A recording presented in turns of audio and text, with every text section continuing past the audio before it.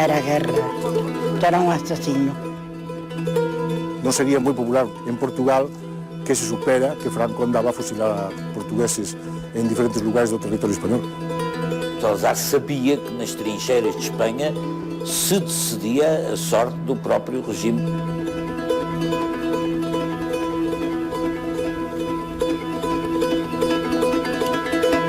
Levaram-nos para Cerro Alto e aí fuzilaram-nos, juntamente com os outros 2 portugueses.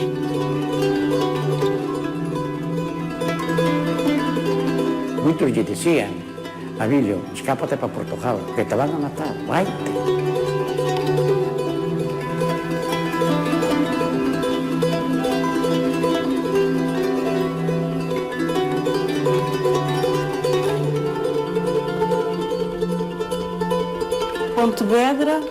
Pontevedra, 28 de 12 de 1936. Excelentíssimo doutor cônsul português. Pela primeira vez a família lê esta carta. Foi escrita pelo avô de Conceição, horas antes de enfrentar o pelotão de fuzilamento. Hoje chegou a minha hora. Sinto como português não podes abraçar a bandeira da pátria. Querida, pois não tenho tempo que Vossa Excelência venha junto de mim. Um adeus a Portugal, sou filho da pátria querida. Manuel Graciano Araújo. Eu vi, por causa dele de ter morrido, que a minha mãe passou muito mal, que era a única coisa que ela me dizia. Ela, é que foi criada sem pai e tive que ir servir, tinha 8 anos. O assunto sempre foi pouco ou nada falado na família, mas a neta comove-se com a história e com os silêncios cheios de significado. Ela não falava, mas talvez sofresse em silêncio, não é? A gente é capaz de dizer, mãe, tu não tens pai? Então perguntávamos, não é? A curiosidade das crianças. Pronto, e elas, não, mataram, pronto, só dizia, mataram. A neta nunca lhe viu o rosto. A única fotografia conhecida é a da caderneta militar que a RTP encontrou no arquivo do Exército. Manuel Graciano Araújo, 29 anos, deixou viúva e 2 filhos órfãos. Não levava muito tempo como emigrante na Galiza quando foi morto em plena Guerra Civil de Espanha. 80 anos depois, descobrimos a sua família ainda a viver na mesma aldeia, Cardielos, Viana do Castelo. Olha, é a minha mãe, a Dona Esperança, e o meu tio António. Pois, que é irmão do Manuel e é filha. Ele tem 85 e a minha mãe vai fazer 86 anos. António Amorim quase não conheceu o irmão. As memórias que tem é do que ouviu contar à mãe e a outros vizinhos da terra que também trabalhavam na Galiza. E contavam à minha mãe que ele era contra um partido. Minha mãe, claro, botou o coração de largo. Pronto, morreu, ou ia ser morto. Ela naquele tempo não havia postos para ir lá ver e com certeza também não deixavam ir ver. Bom, afuzilhado. Pronto, foi morto a fogo. E ele mais. Segundo coisa, que puseram-nos todos assim num cordão numa filha e do outro lado foi a barreira.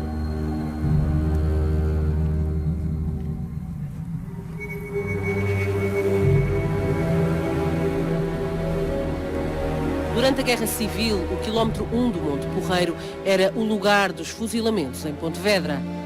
Foi aqui que Manuel Graciano Araújo foi fuzilado a 28 de dezembro de 1936, às 5h30 da tarde. Residia na estrada, província de Pontevedra, traballaba construindo estradas, como xornaleiro. Sabemos tamén, por testemunhos orais, que formou parte dos grupos que intentaron opoñerse ao golpe militar ali na estrada, pero que non dispararon o seu tiro, e foi condenado a morte por axuda á rebelión.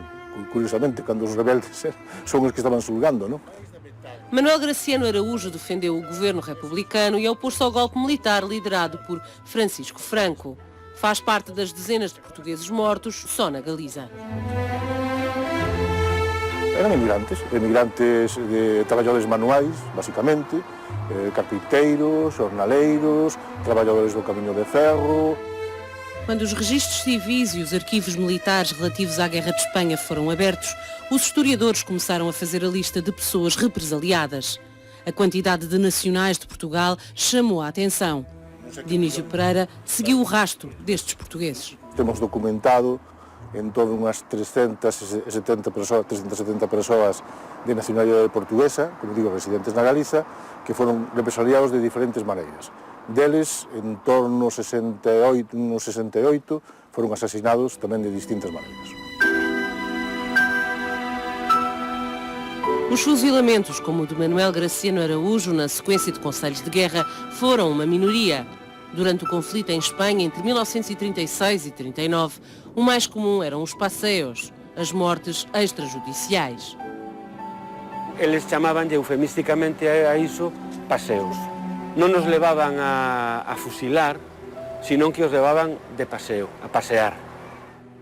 Foi a história do avô de António, trabalhador rural, nascido em Paredes de Coura. Abílio Araújo Barbosa foi passeado em 1937. Ele estaba podando a viña, que era o tempo da poda, e estaba co seu fillo máis vello podando a viña. E viñeron a buscar, el foi confiado porque el non tiña nada que temer, levárono e nunca máis. El estivo preso aquí un día ou 2 días, non? E o día seguinte de estar aquí, miña boa veulle a traer de comer. E polo camiño, un dos que o prenderan, díxolle que non lle levara comida, que xa almorzara. E o levaron e non volveu. E claro, daí o pasamos mal. A situación nosa foi terrible. Bebindo ou pedindo incluso, que sempre había quen che daba algo, descalzos, sin roupa, e veces medios desnudos, e así fomos tirando así. Noso pai era das esquerdas, non cambiaba para dereitas, ou cambiabas, ou senón xa te quitaban do medio. Xa estrobabas, para que non falaras. Sérgio Araújo tinha 3 anos e meio. Tem algumas memórias do pai. Eduardo, nem isso. Era un padre con 4 criaturas pequeñitas y uno por nacer, con una madre que así. Usted se da cuenta qué mentes pueden hacer un crimen de esa magnitud. A mulher e os filhos galegos nunca tiveram direito a uma certidão de óbito e durante 70 anos não souberam sequer onde estava enterrado. Eles mataron-nos nunha beira-vía, nunha cuneta. Que nos levou a enterrar foron os veciños. Nunha padiola leváronos.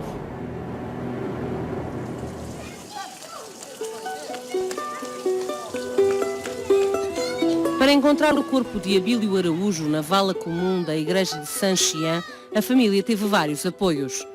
O envolvimento de Carlos Meixam surgiu a partir de uma conversa à roda das vinhas. Sempre as vinhas. Álvaro, pois, cuidaba as viñas, tiña unha viña ao lado da miña casa, falábamos, ao pouco foi salindo este tema, el díxome que o seu pai tamén o mataran, e nun determinado momento díxome que o que máis lle gustaría na vida sería saber onde o mataran. Entón, eu andiven polos rexistros civis de todos os concellos de por aquí, buscando, non aparecía, e finalmente apareceu a inscripción neste rexistro do Rosal. Esta zona que non ten verde foi a excavación. Primeiro fixáramos unha excavación aquí e non apareceu e xa decíamos non están. Pero despois aos veciños nos empezaron a discutir entre eles, estaba un poquinho e tal, e fomos aquí, plaf, efectivamente. Há muito mais portugueses mortos na guerra do que... mortos e represaliados, de uma forma geral, na guerra, do que aquilo que até agora se supunha. É gente anónima que é apanhada na guerra, decretaram mobilização geral. A mobilização geral era toda a gente, não é? Até agora a história tem falado sobretudo dos voluntários portugueses que foram para a frente de batalha em Espanha combater pelo lado republicano ou pelo lado franquista. Só agora se começa a revelar as histórias de outros portugueses. nas Minas, nas Astúrias, na Galiza muitos, e depois na região de Madrid, na Andaluzia e na Catalunha. São as zonas que eu acho que é preciso investigar, porque aí havia muita gente. Era de longe a comunidade estrangeira com mais presença. 30 mil portugueses trabalhavam em Espanha em 1936, ano em que começou um dos mais marcantes acontecimentos do século XX, um ensaio para a Segunda Guerra Mundial.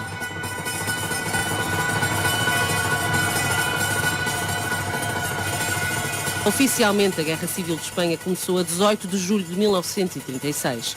Francisco Franco liderou o golpe militar que tinha como objetivo depor o governo republicano, eleito 5 meses antes, numa frente de esquerda. A Espanha divide-se e o golpe militar vai tornar-se uma sangrenta guerra de 3 anos. Os nacionalistas contaram com Hitler e Mussolini, os republicanos com o apoio russo e mexicano e voluntários das Brigadas Internacionais. Me quieres escribir, já sabes mi paradero. Também em Portugal se percebeu que o desfecho da guerra não ia ser indiferente. O Salazar sabia que na Guerra Civil de Espanha se decidia também o destino do seu próprio regime. E daí o investimento feito pelo regime no auxílio ao regime franquista, mesmo correndo riscos para a própria independência do país. Desde o apoio que dá à conspiração e depois um apoio muito importante que dá ao início da insurgência. Talvez o apoio quase ainda antes dos alemães e dos italianos terem começado a mandar tropa e aviões e material de guerra. E depois na frente diplomática, que foi outro apoio essencial. A Guerra Civil de Espanha mudou também a vida de quem vivia na raia portuguesa. Ao longo dos mais de 1.200 quilómetros da linha de fronteira.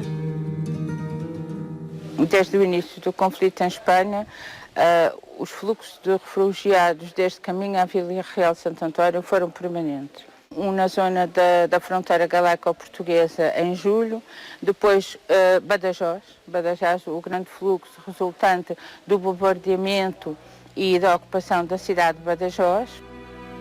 Se o Estado Novo fechava a porta a civis em fuga, no terreno as pessoas tinham outra atitude. Atitude que deu origem a um episódio excepcional ainda hoje relembrado, na vila alentejana de Barrancos. Mas já me vejo de todo destroçada, eu sou a triste pobre Espanha desvalida. Isso não era guerra, isso era um assassino para ir gritando. Venían por los campos, cazando las personas, aquellas que estaban a su majal, le pegaban un tiro, otro le cortaban el brazo, otro. Isso era guerra. A data redonda, 80 anos, serviu de pretexto para assinalar que o campo de refugiados da Coitadinha. De chegar a placa, coube a quem de um lado e de outro da fronteira foi testemunha ou é descendente dos acontecimentos de 36. Ali naquela cubada que era ali, baixas as dinheiras, é que estavam, aqui estavam os carabineiros, ali estavam estes pobres, ali estavam outros.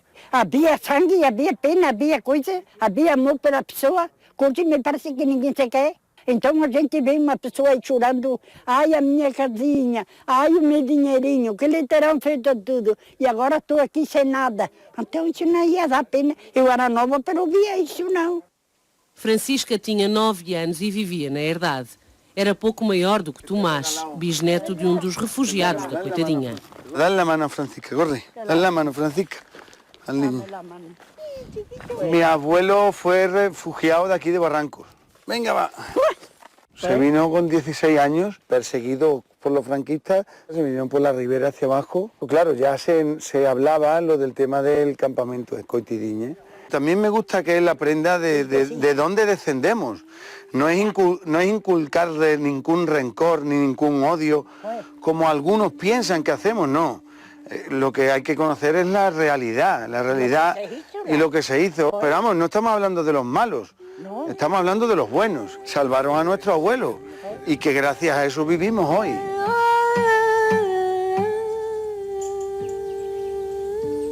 A fina fronteira traçada pelo rio Ardila foi ainda mais ténue naqueles dias de setembro de 36. O grande fluxo de refugiados é após a ocupação da Oliva, 21 de setembro. Mas aqui, a Guarda Fiscal e a GNR não mandaram os refugiados para trás. Um dos protagonistas desta história foi António Augusto Seixas, tenente da Guarda Fiscal, responsável por toda aquela zona de fronteira. Já lhe chamaram o Schindler da Raia. Representava o Estado, mas agiu de acordo com a sua consciência. Foi-lhe pedido para tomar determinada posição e ele desobedeceu. Ele foi desobediente a Salazar, assumiu essa responsabilidade, que os recolheu, que lhes deu de comer, com a ajuda, de facto, com o povo de Barrancos. Sobretudo o tenente Seixas compreende-se que não quer participar, no fundo, desse processo, que não é mais que um processo de extermínio. José Manuel Seixas também esteve na cerimónia a recordar aqueles anos intensos vividos pelo avô e pelo pai. O meu pai, a pedido do meu avô, ele andava a cavalo à procura de pessoas que andavam desorientadas aqui perto e que as encaminhava exatamente para evitar de serem liquidadas, não é? Daqui do monte vinha uma pipa com água para as pessoas aí. Logo vinha o doutor a curar as pessoas aqui.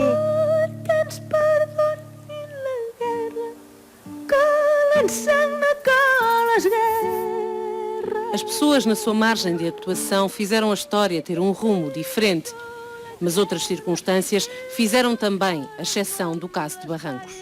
Há uma conjuntura internacional que é desfavorável a Salazar e que ele vê nestes refugiados a oportunidade de uma saída honrosa para Portugal, que é negociar com o governo republicano a repatriação. Vão para Moura, apanham um comboio para Lisboa, dali seguem no navio Niassa para Tarragona, zona republicana. Em Barrancos, no encontro sobre as memórias da guerra, foram contadas outras histórias de portugueses, na Andaluzia.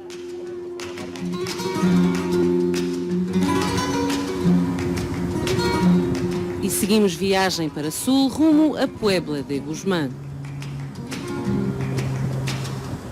Aqui, ao buscar valas comuns da guerra no cemitério, encontraram-se registros de 5 portugueses. No se sabía que estuvieran ahí porque íbamos buscando 12 mujeres y al final las mujeres no aparecen, pero aparecen ese grupo de personas. As histórias podem ficar escondidas décadas e haver um acaso que as resgata.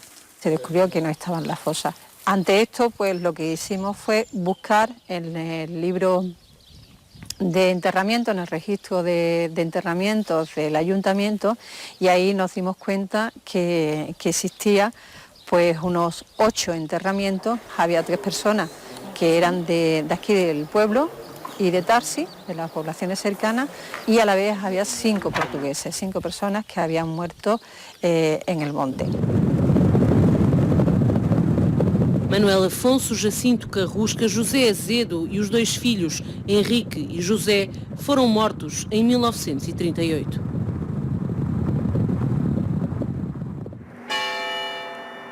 A mina de São Domingos, concelho de Mértola, era a terra natal de Jacinto Carrusca, conhecido contrabandista da região. É padrinho Batista, pôs-me o nome dele, Jacinto. A minha avó levou toda a vida chorava por ele, nunca mais tirou luta. Jacinto Santos sempre viu a foto na parede e ouviu a avó contar a desgraça que aconteceu ao filho mais velho.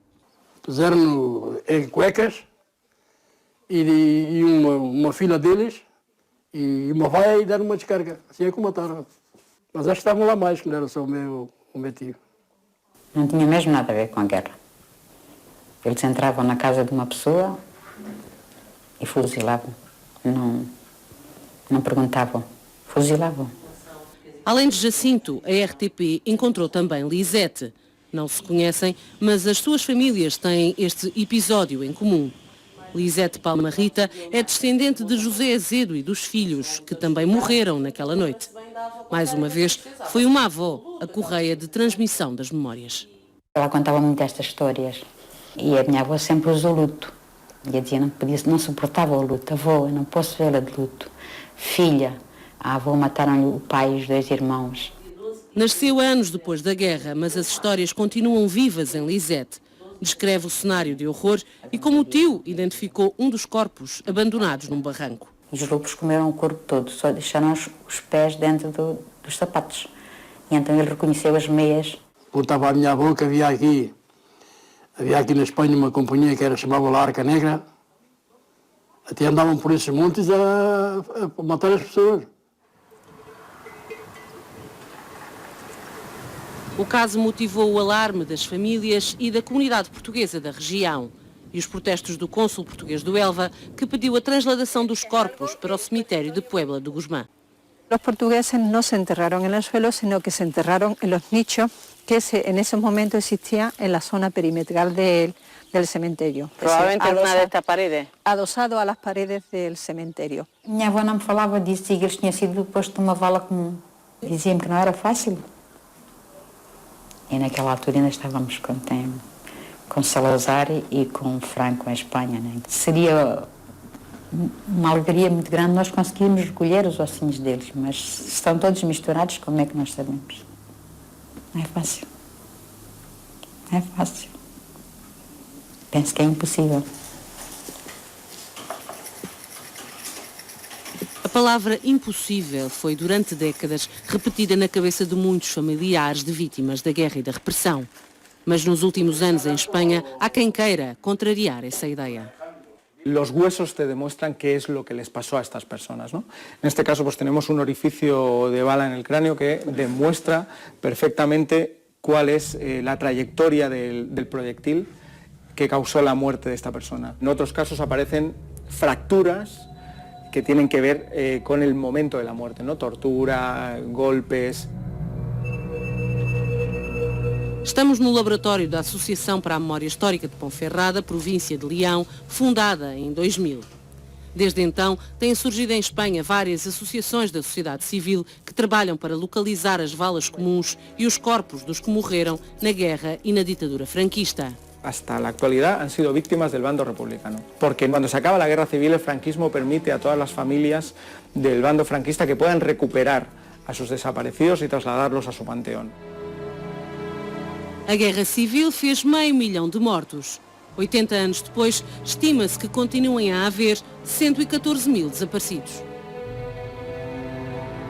España ocupa el triste honor, entre aspas, digamos, de ser el segundo país del mundo, después de Camboya, con más alto número de desaparecidos. La mayor parte de los desaparecidos, evidentemente, no están en cementerios, están sepultados en montes, en cunetas, en lugares de enterramiento clandestino. El propio Comité de Derechos Humanos de Naciones Unidas le está exigiendo al gobierno de España que tiene que amparar institucionalmente a las víctimas del franquismo. No han financiado absolutamente nada, ni siquiera esa partida que destinaron a las exhumaciones se llegó a gastar. Muitas vítimas do massacre de Badajoz estão em vala comum, debaixo deste monumento. Los historiadores han podido datar 1.500, 1.600 personas, con nombre y apellido. Es evidente que esa cifra es más. O assunto continua a ser incómodo. Com frequência, causa discussão entre espanhóis. Porque esto se podía haber erradicado antes ya. Yo le pregunto a esa gente que me lo dice, ¿está tu abuelo enterrado? ¿Tú sabes dónde está tu abuelo? Seguramente no pensarían lo mismo. Da igual la ideología que tengas. Un hombre que estaba junto a nosotros en una fosa en Chillón, en Ciudad Real, y ese hombre, después de mucho tiempo allí, su frase cuando fuimos a hablar con él en un momento determinado, en que hacía muchísimo frío y que no hacía falta que él estuviera en aquel lugar, pues su frase fue: René, llevo más de 73 años sin ver a mi padre y este es el único momento para estar con él. La sensación más grande, más bonita, fue de que esas monedas que están ali e os zapatos, meu hermano o que estaba con él, conoceu tan pronto se desenterrou. Eu xa lle conoceu os zapatos.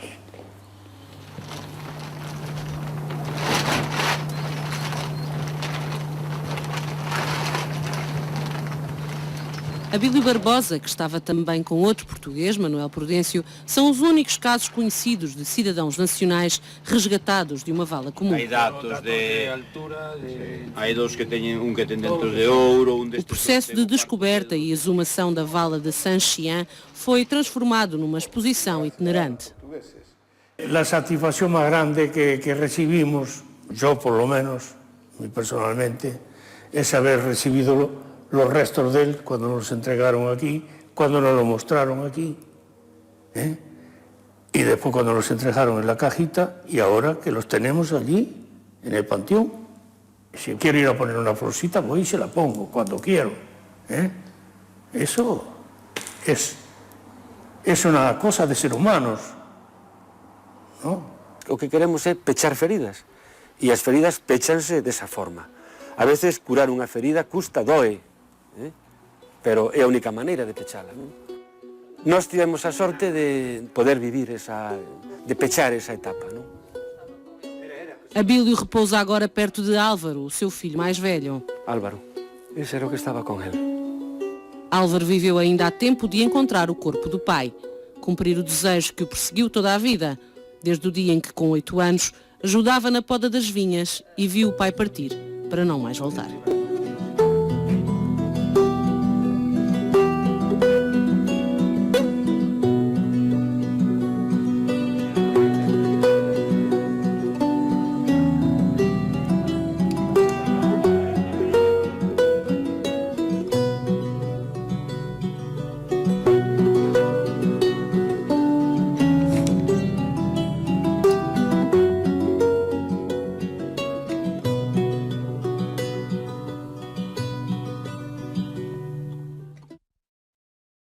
Esta reportagem está disponível em rtp.pt.